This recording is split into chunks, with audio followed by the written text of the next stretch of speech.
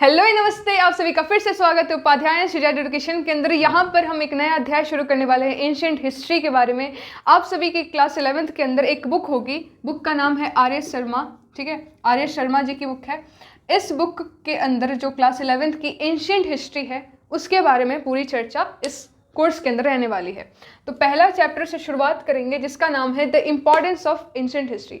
Actually अभी इस time पे जो हम लोग हैं, इस समय की जो हिस्ट्री है, या तो अभी तो प्रेजेंट चल रहा है, लेकिन इससे कुछ समय बाद चले जाओ, कॉलोनियल जो पीरियड चल रहा था, तो उस समय की हिस्ट्री को हम कहते हैं मॉडर्न हिस्ट्री। जब हमारे पास रिवॉल्ट ऑफ 1857 चल रहा था, अंग्रेजों को हम लोग भगा रहे थे, वो हम पे बहुत ज़्यादा सप्रेस कर रहे थे। इस बीच में पार्टीशन वगैरह हुआ, वर्ल्ड वार भी हुए। वर्ल्ड वार बेसिकली वो तो मॉडर्न मतलब वो वर्ल्ड हिस्ट्री का पार्ट है अकॉर्डिंग टू इंडिया, लेकिन ये सारे जो भी दौर चल रहे हैं ये मॉडर्न हिस्ट्री का पार्ट है।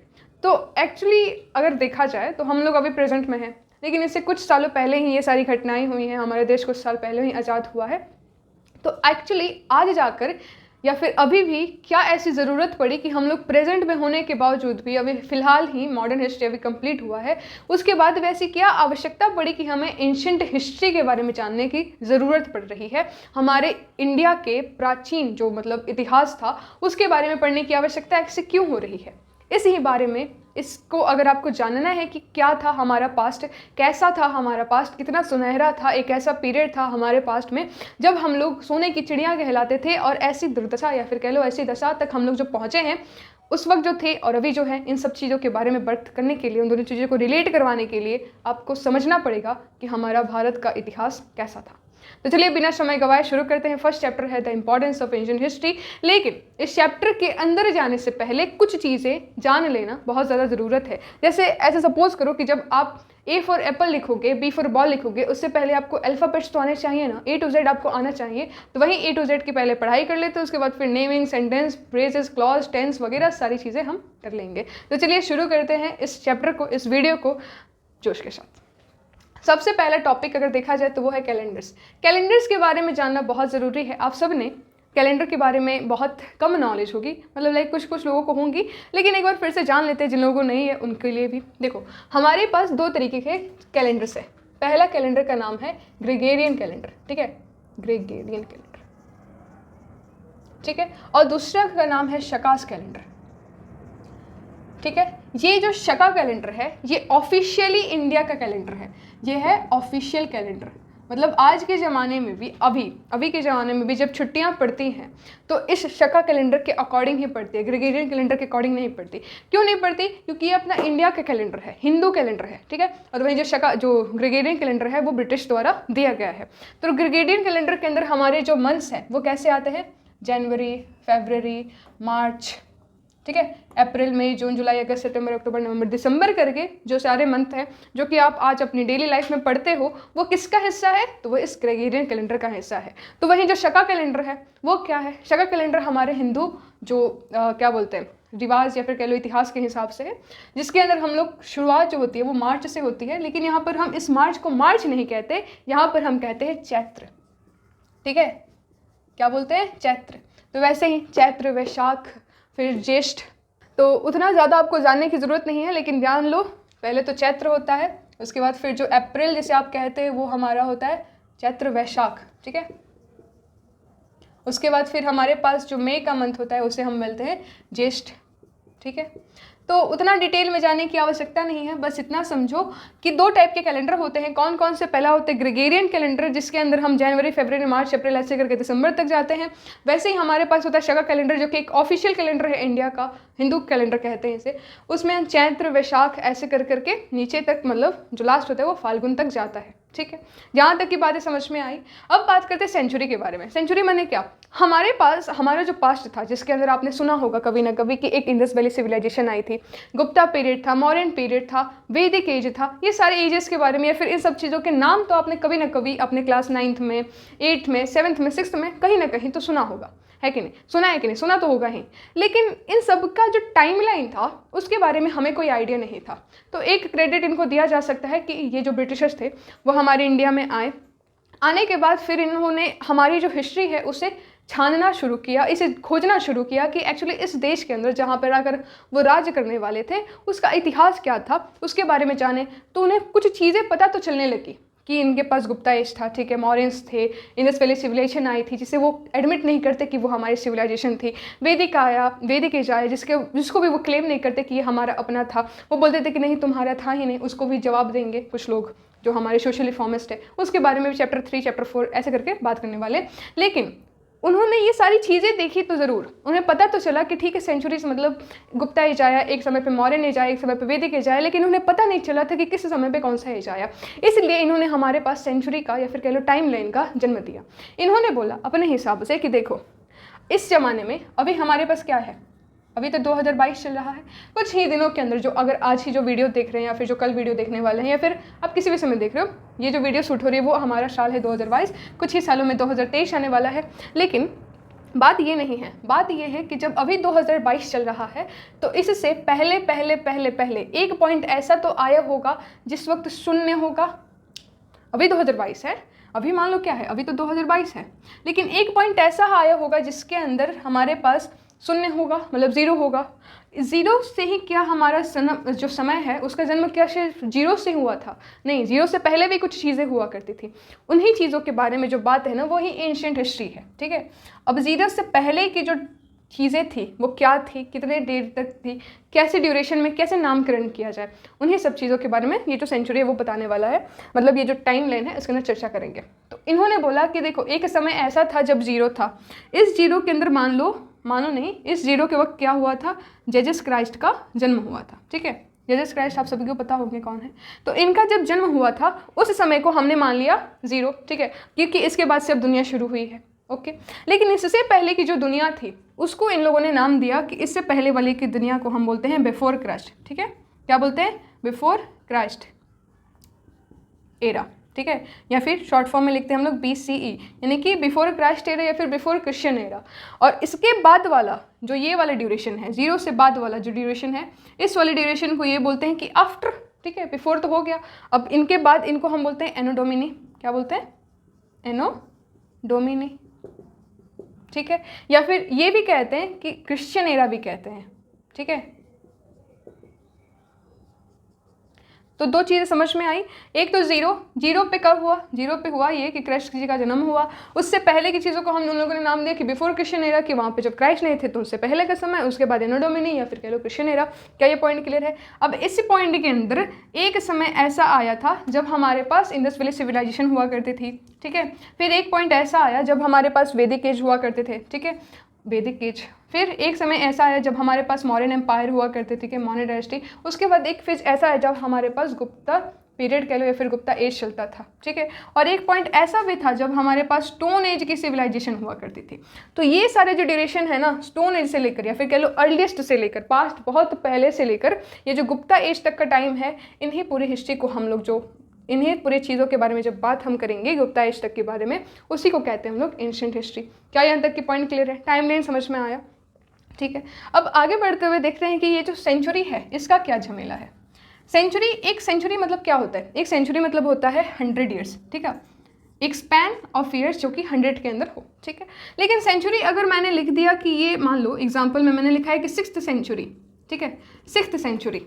अब 6th सेंचुरी लिखने का मतलब क्या हुआ? मतलब ये कि अगर मैंने 6th लिखा है तो इसका मतलब आप पहले तो 600 लिख दो, ठीक है, 6 लिखो, उसके बाद 2 0 लगा दो और इससे 100 साल पहले कर लो, यानी कि 501 से लेकर 600 तक, इसे कहते हैं हम लोग 6th सेंचुरी। और कहीं कहीं जगहों पर आपको ये जो बिफोर क्राइस्ट एरा है इसे बिफोर क्राइस्ट भी कहते हैं, तो इसीलिए हम इसे BC के तौर पर भी रिप्रेजेंट करते हैं। और ये जो एनो डोमिनी है इसे AD के तौर पर भी रिप्रेजेंट करते हैं। इसीलिए कहीं कहीं जगहों पर आपको लिखा हुआ मिल सकता है कि 7th सेंचुरी BC। इसका मतलब पहली बात तो ये बिफोर क्राइस्ट है, ठीक है, यानी कि इस वाले एरिया में मतलब ले करता है। और 7th सेंचुरी का मतलब ये हुआ कि पहले तो 7 लिखो, उसके बाद 2 0 ऐड करो और उससे 100 साल पहले यानी कि 601 से लेकर इतने BC तक, 700 BC तक। क्या ये पॉइंट क्लियर है? अब वैसे ही देख लो अभी के ज़माने में क्या है, अभी हमारे पास चल रहा है 21st सेंचुरी। अगर मैंने ये टर्म बोला 21st सेंचुरी, इसका अर्थ क्या निकला? पहले तो 21 लिखो, उसके बाद फिर 100 डालो और इससे 100 साल पहले करवा लो। कैसे करवाओगे? तो ऐसे करवाओगे 2001 से लेकर 2021 तक की जो भी सेंचुरी चलने वाली है वो उसका चर्चा होता है 21st सेंचुरी के अंदर। क्या ये सारे पॉइंट क्लियर है? समझ में आ गया, हमने कैलेंडर्स के कॉन्सेप्ट समझ लिए, सेंचुरी के कॉन्सेप्ट समझ लिए। अब बात हम करेंगे कि एंशिएंट हिस्ट्री, मेडाइवल हिस्ट्री और मॉडर्न हिस्ट्री कहाँ से लेकर कहाँ तक, किस पीरियड तक लाई डाउन करती हैं। उससे पहले एक और पॉइंट की, जो शकाज वाला जो कैलेंडर है, वो लोग कहते हैं कि ये जो कैलेंडर है वो आपका 78 AD में आया था, ठीक है। यानी कि 0 के बाद एक पॉइंट ऐसा आया होगा जिसके अंदर हमारा जो सुई का कांटा है वो बढ़ते बढ़ते 1 2 3 4 करते करते 78 पे पहुंचा होगा। उस समय ही हमारे पास शका डायनेस्टी आई थी, जिसके अंदर हमने, जहाँ से ये शका जो कैलेंडर है उसका जन्म लिया। जैसे कि अब जब गुप्ता एज आया होगा एक पॉइंट पे, इससे हाँ समझो ये जो हमारा टाइमलाइन था यहाँ पे 0 करके, ठीक है।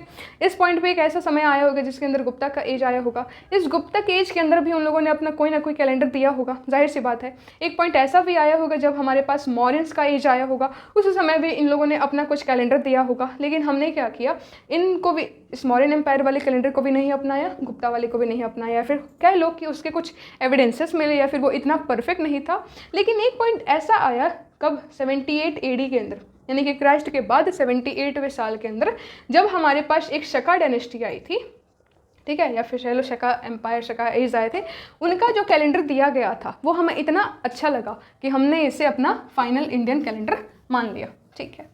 समझ में आया पॉइंट क्या थी, क्या बातें थी, कब किस वजह से कोई जो पंडित वगैरह लोग होते हैं, एक्चुअली कोई नहीं, अधिकतर सारे जो पंडित लोग होते हैं वो शका डायनेस्टी, जो शका वाले जो कैलेंडर है, चैत्र वैशाख ऐसे कर करके, ज्येष्ठ फागुन, ये सारी चीज़ों को मानते हैं। और कुछ लोग हमारे जैसे वो जनवरी फरवरी से ही याद, मतलब उनको ही याद करते हैं।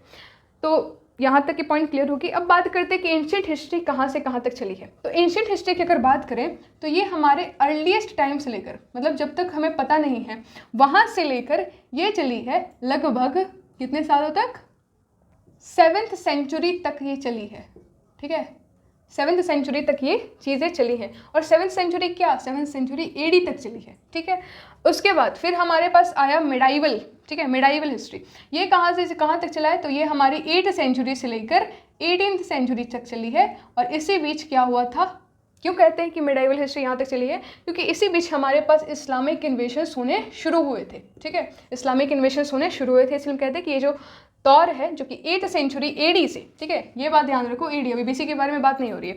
अर्लीस्ट यहाँ पर आ रहा है, अर्लीस्ट से लेकर 7th, जैसे कि ये हमारा अगर टाइम लाइन हुआ, ये अगर 0 है तो यहाँ तक की जितनी भी सारी चीज़ें हैं, इंक्लूडिंग यहाँ तक का जो 7th सेंचुरी है वहाँ तक, यानी कि 700 वर्ष, ये पूरा ड्यूरेशन किस में आता है, एंशिएंट हिस्ट्री का पार्ट आता है। क्या पॉइंट क्लियर है। फिर आगे बढ़ते हैं, मॉडर्न हिस्ट्री कब तक चली थी, तो ये हमारी 18th सेंचुरी से लेकर कहाँ तक चली थी, 18th सेंचुरी से लेकर अभी तक चल ही जा रही है, ठीक है। अभी भी मॉडर्न हिस्ट्री का ही पार्ट है, अभी आज में हो तो प्रेजेंट है, कल हो जाएगा तो हिस्ट्री हो जाएगी, ठीक है। और इसी बीच कहते हैं कि 1707 यानी कि 1707 के अंदर औरंगजेब, ठीक है, इनकी मृत्यु हो गई थी, जिसके बाद फिर हमारे पास ब्रिटिश साम्राज्य शुरू हो गया था। तो उन्हीं सारी हिस्ट्री की चर्चा जो है ना वो मॉडर्न हिस्ट्री के अंदर हुई है, उसके बारे में बाद में बात करेंगे। फिलहाल अभी हमारा जो चैप्टर है, ये जो किताब है, वो किसके रिवॉल्व अराउंड करने वाली है, एंशिएंट हिस्ट्री के अराउंड, ठीक है। तो ये सारे पॉइंट क्लियर हो गए। अब बात करते हैं, 2 टाइप की हिस्ट्री होती हैं, एक होता है प्री हिस्ट्री, दूसरा होता है प्रोटो हिस्ट्री, ठीक है। प्री हिस्ट्री के अंदर हमारी जो चीज़ें हैं वो होती हैं पैलियोलिथिक, ठीक है, पैलियोलिथिक एज। फिर एक चीज़ होगी जिसे हम कहते हैं कि मेसोलिथिक एज, ठीक है। फिर एक पॉइंट आता है जिसे हम कहते हैं नियोलिथिक एज, और इसे थोड़ा सा मिटा कर लिख देते हैं।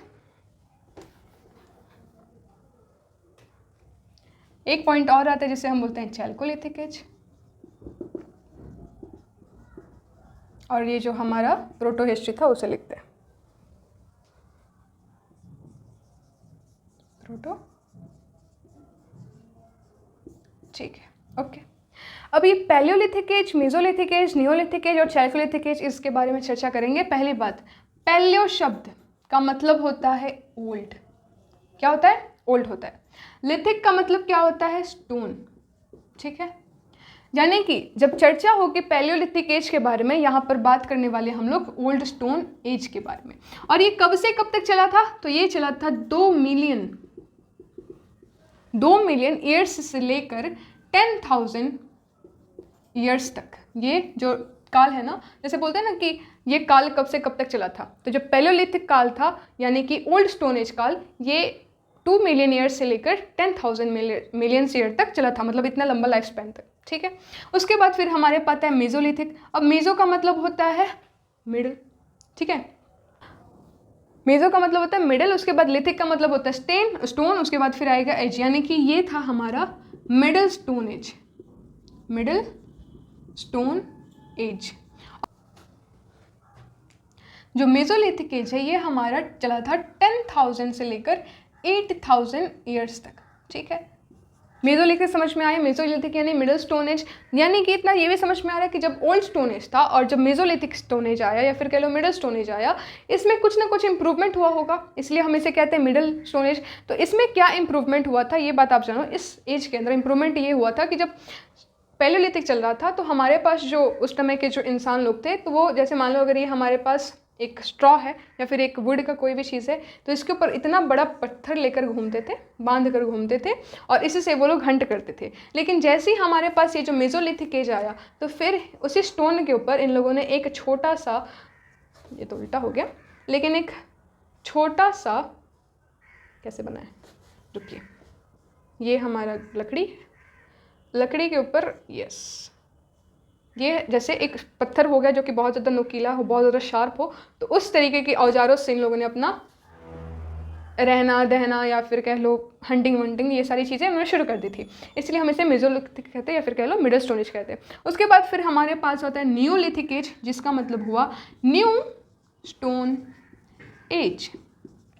अब न्यू स्टोन एज जब आया तो इसके अंदर लोगों ने क्या किया, ये कब से कब चला था, पहले तो देखो ये चला था 8,000 ईयर्स से लेकर 4,000 ईयर्स तक, ठीक है, इतना लंबा स्पैन चल रहा था। और इस जो नियोलिथिक एज है इसके अंदर इन लोगों ने ना एग्रीकल्चर करना शुरू कर दिया था, यानी कि यहाँ पर पत्थर मिले, पत्थरों के इन लोगों ने औजार बनाने शुरू कर दिए मेजोलिथिक के अंदर, और जैसे ही नियोलिथिक आया इसके अंदर इन लोगों ने एग्रीकल्चर भी शुरू कर दिया। ओके, आगे बढ़ते हैं चैल्कोलिथिक एज के ऊपर। अब चैल्कोलिथिक एज का मतलब क्या होता है, देखो चैल्को का मतलब होता है कॉपर, ठीक है, और लिथिक का मतलब क्या होता है, स्टोन। उसके बाद एज यानी कि सबसे पहला मेटल, ठीक है, जो कि हमारे पास आ गया था वो क्या था, कॉपर था। क्या पॉइंट क्लियर आ रहा है, सबसे पहला कौन सा था, हमारे पास कॉपर था। इसके अंदर इन लोगों ने कॉपर के पत्थरों, जो कॉपर का जो मेटल है उसका इस्तेमाल करना शुरू कर दिया, और इनके पास तो पत्थर पहले से ही थे, तो इन दोनों का इस्तेमाल करके ये अपना रहना कहना शुरू हो गए। उसके बाद फिर हमारे पास जो सभ्यता आई थी उस सभ्यता का नाम था, या फिर कह लो सिविलाइजेशन, उस सिविलाइजेशन का नाम था द ग्रेट, गैस करते रहो,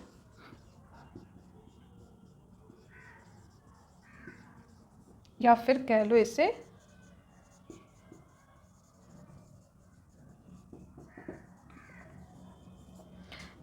जब प्रोटो हिस्ट्री आया, ये वाला जब एज आया, तो इसके अंदर हमारे पास आई the great Indus Valley Civilisation, या फिर इसे कई बार कहते हैं हम लोग हड़प्पन सिविलाइजेशन। अब बात यह है कि इंडस वैली सिविलाइजेशन क्यों कहते हैं, हड़प्पन सिविलाइजेशन क्यों कहते हैं, तो इसका एक जवाब है छोटा सा कि देखो, जब इंडस वैली सिविलाइजेशन के बारे में जब हमें पता चला तो सबसे पहली जगह जिसका एग्जीबिशन हुआ था या फिर जिसे खोद के निकाला गया था वो जगह का नाम था हड़प्पा।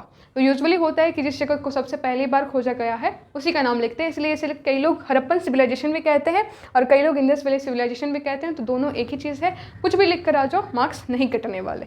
ये पॉइंट क्लियर है। और ये इसे प्रोटो हिस्ट्री क्यों कहते हैं, किसी ने गौर किया कि ये जो ठीक है प्री हिस्ट्री चल रहा था, लेकिन इस वाले एज को प्रोटो हिस्ट्री क्यों कहते हैं, क्योंकि जो टेक्स्ट मिले हैं, ठीक है, या फिर कह लो जो स्क्रिप्चर्स या फिर जो भी सील्स वगैरह मिली हैं जिनके ऊपर कुछ एविडेंसेस मिल सके हो, जिसके अंदर कुछ स्क्रिप्ट्स लिखी हो, वो क्या था, वो कुछ ऐसी लैंग्वेज में था, जैसे सच बोलो तो कुछ इन लोगों ने ऐसा वैसा ना करके यही इन लोगों ने ड्राइंग की है, ऐसे कर करके 10 लाइन्स मिले हैं। अब इसको पढ़ना हमें अभी तक नहीं आया है कि ये क्या लिखा है, अभी तक हमें समझ में नहीं आया। तो इनके एविडेंसेस हमें यहाँ से खुद की जो हमें तो आर्कियोलॉजिकल एविडेंसेस मिल गए कि हाँ ठीक है, हड़प्पन सिविलाइजेशन एक हड़प्पा की जगह है, एक मोहेंजोदारो है, कालीबंगन है, ये सारी जगहों के बारे में पता चल गया।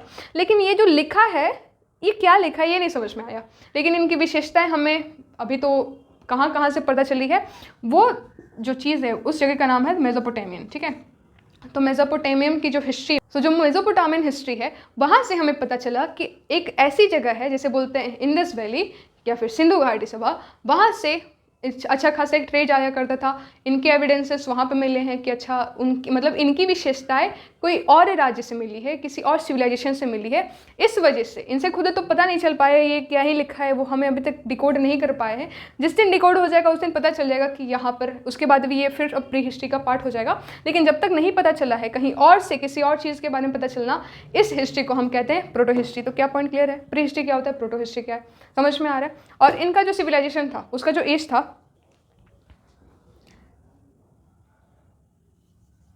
उसका एज था 2700 से लेकर 1800 BC तक। ऐसा अनुमान लगाया गया है कि इतने लार्ज ड्यूरेशन तक ये जो सभ्यता थी वो चली थी। उसके बाद ये स्वाहा हो गई। उसके भी रीजंस है। जब ये जो चैप्टर आएगा इंडस वैली सिविलाइजेशन, उसके अंदर इस चैप्टर के बारे में, इस जगह के बारे में बहुत ही ज़्यादा डिटेल में चर्चा करेंगे। सो एक बार आप देख लीजिए क्या सारे पॉइंट्स आपको क्लियर हो गया। प्लेलिथिक क्या होता है, मेसोलिथिक क्या होता है, नियोलिथिक क्या है, चैल्कोलिथिक क्या होता है, ये सारे पॉइंट्स क्लियर हो चुके होंगे। तो चलिए आगे बढ़ते हैं। अब बात करेंगे फिर हम लोग वैदिक एज के बारे में, उसके बाद फिर महाजनपदास के बारे में, फिर Mauryan empire, Gupta age, post Mauryan and post Gupta, इन सब के बारे में छोटा मोटा डिस्कशन। उसके बाद फिर हम लोग डायरेक्टली उस चैप्टर के अंदर घुस जाएंगे जहाँ पर हम बात करेंगे development cultures etcetera etcetera etcetera चीज़ों के बारे में।